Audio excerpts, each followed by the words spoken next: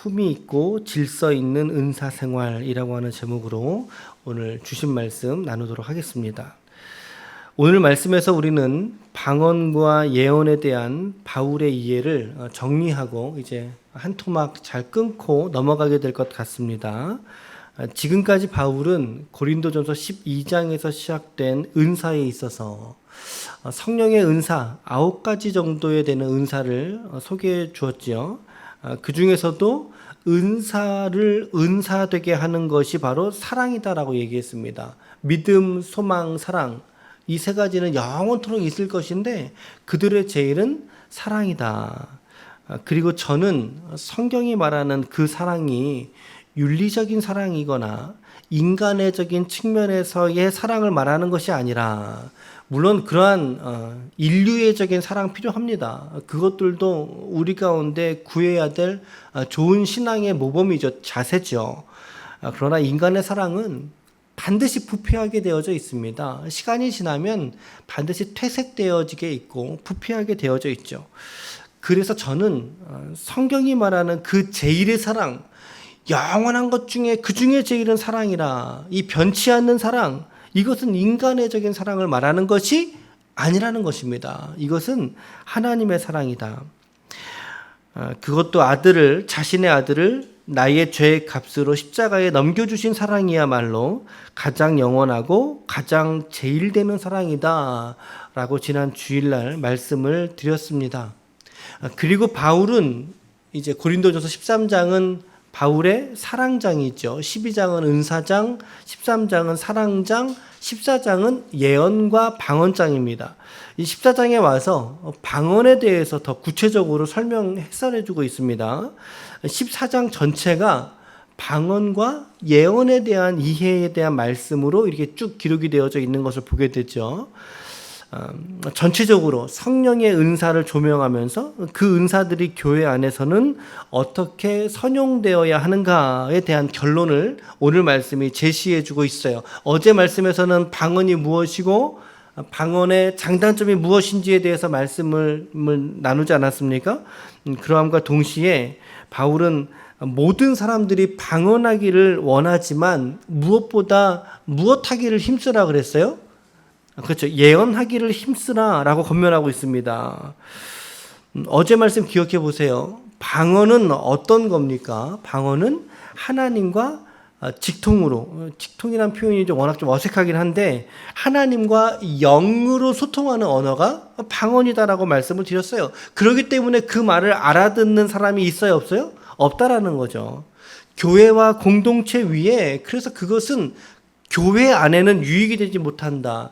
왜냐하면 알아듣는 사람이 없기 때문이죠. 알아듣는 사람이.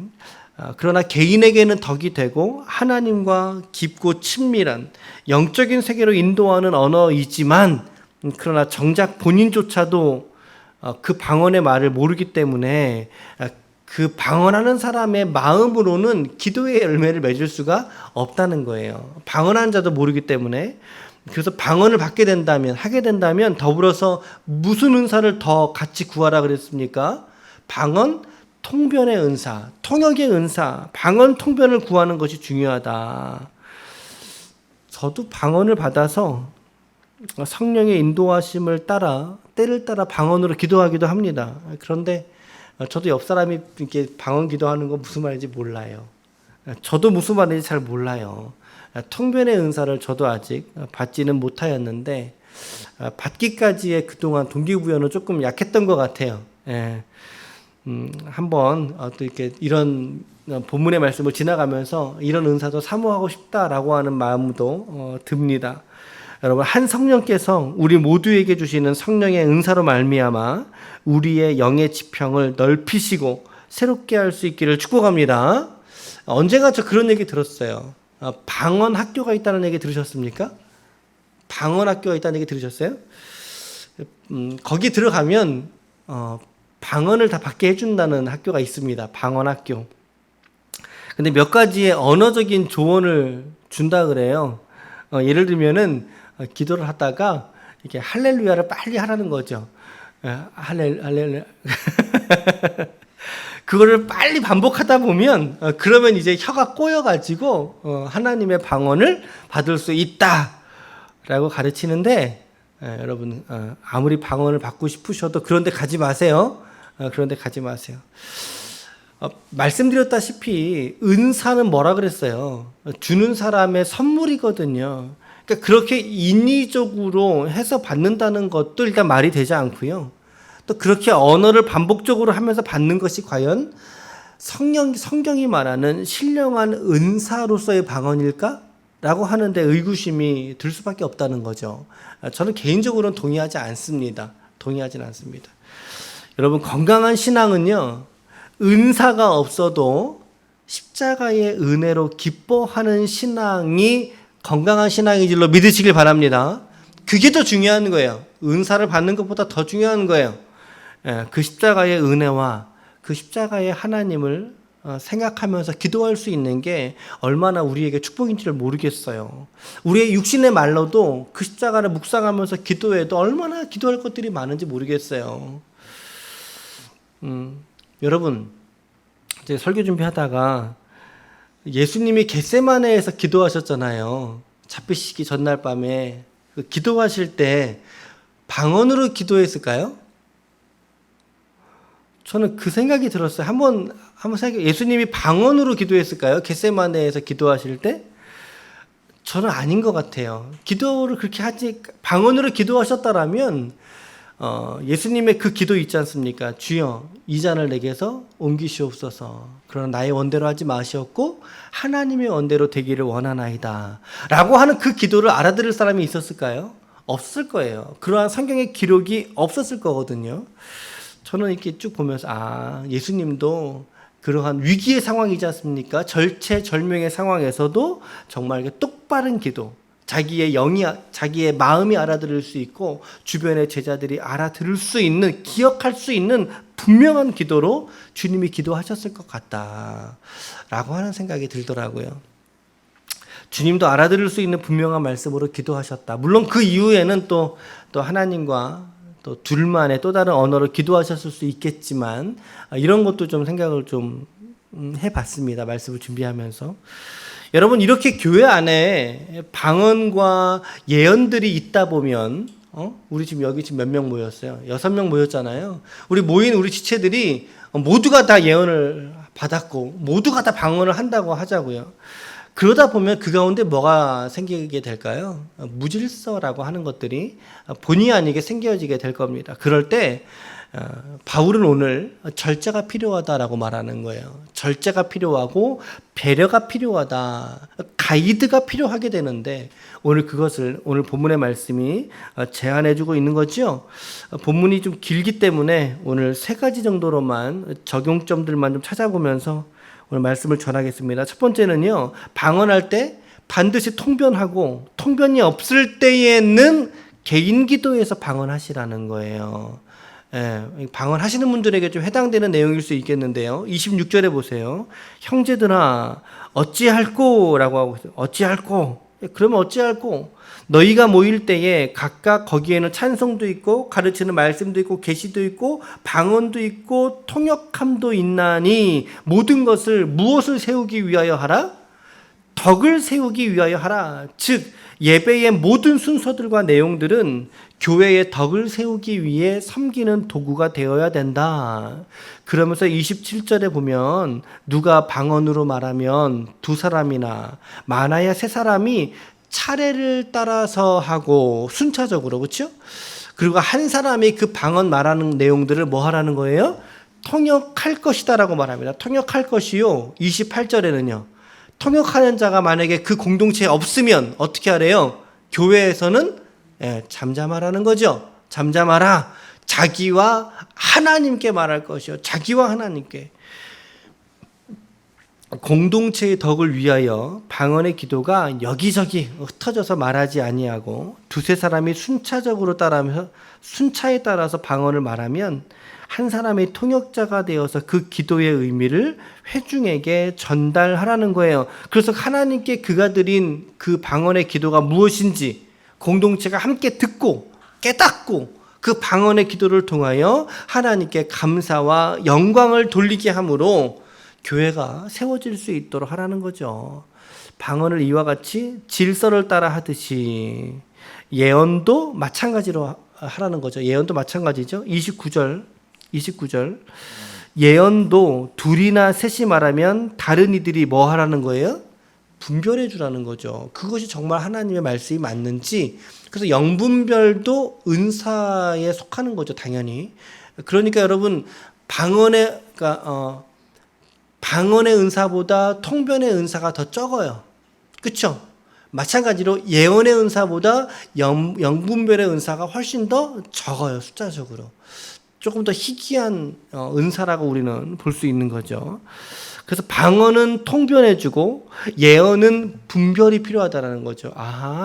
방언은 통변이 필요하구나. 그리고 예언은 분별이 필요하구나. 왜 그렇습니까? 그것이 공동체의 덕을 세우는 방법이기 때문에 그렇다. 방법이기 때문에.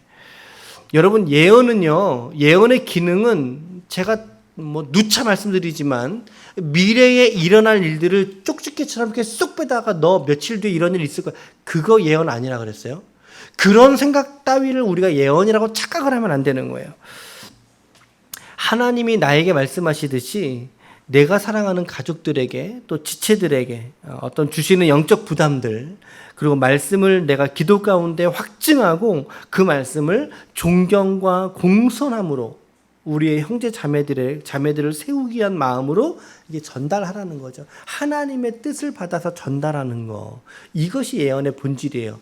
받아서 말하는 거. 내 생각, 내 감정, 내 뜻으로 말하는 것이 아니라 말이죠. 그 사람의 미래가 초점이 아니에요. 예언은요. 성경의 예언은 그 사람의 오늘 지금의 영적 상태가 초점이라는 거죠. 예언의 방점인 거예요.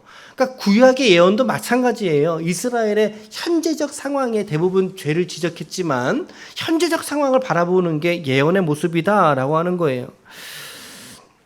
그것을 그의 현재의 영적 상태를 보게 하시고 하나님이 깨닫게 하시는 부담을 받아서 전하는 것이 예언이다. 그러기에 특별히 목회자에게 목사와 사모들에게 그리고 또한 목자들에게 그렇죠? 목자들에게 이런 은사들이 또 충만하게 역사되어질 때에 그가 속한 공동체가 하나님의 뜻으로 인도함을 받게 된다라는 거죠. 여러분 특별히 목자들께서는 하나님 제가 이 예언의 은사를 받게 하여 주옵소서라고 하는 사모하는 마음들이 일어날 수 있기를 축복합니다. 저도 기도하고 또한 우리 지체들도 교회와 가정을 위해서 우리가 다 같이 같은 마음으로 기도해야 할 줄로 믿습니다. 두 번째 적용은 여자는 교회에서 잠잠하라 는 말을 오해하지 마시라는 거예요. 오해하지 마시라는 거예요. 방금 유라가 뭔가 말하려다 말았어. 여자는 교회에서 잠잠하시라는 말을 오해하지 말라는 거예요. 언뜻 보면 바울이 여성을 차별하는 것처럼 보이는 문구일 수 있어요. 여자는 말하지 말아라. 배우려거든 남편에게 가서 물어봐서 여자가 교회에서 말하는 것은 부끄러운 것이다 라고 이야기했죠. 그런 말씀 아니에요. 교회의 구성원들은 역사적으로 남자보다 누가 많았어요? 역사적인 사실이에요, 여러분. 이거는 역사적인 사실. 여성이 더 많았어요. 많은 공동체는요, 80%? 적어도 과반수 이상, 60% 이상은요, 교회는 여성으로 구성된 경우가 훨씬 더 많았습니다. 그래서 일단 인원이 많다는 것은요, 그 가운데 문제의 소지도 더 많을 수 있다라는 거죠. 바울은 그래서 지금 질서의 측면에서 이런 이야기를 하는 거라는 거죠. 차별의 측면이 아니라는 거예요. 질서의 측면에서.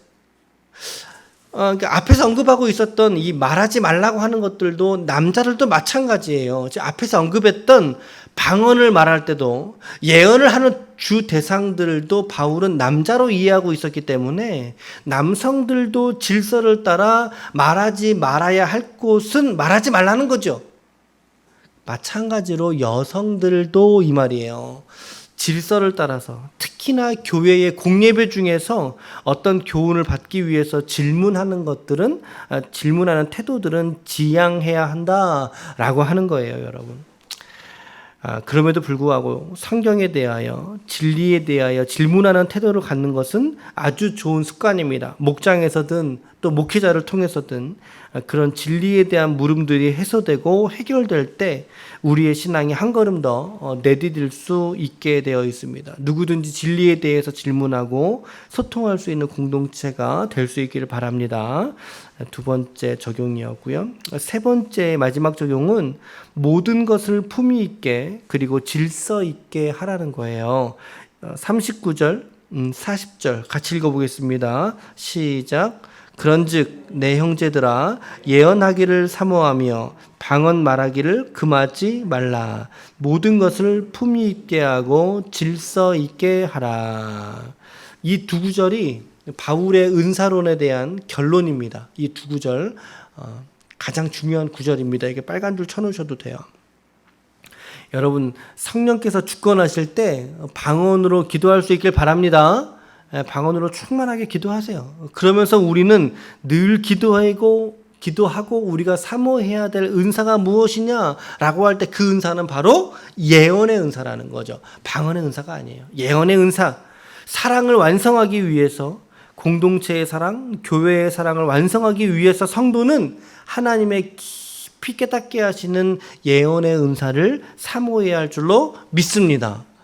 그러면서 바울은 지난 12장부터 언급해오고 있는 모든 은사에 대한 결론을 이야기해주고 있어요. 어떻게 하라는 거예요? 모든 은사들을 품위 있게 하시라는 거예요.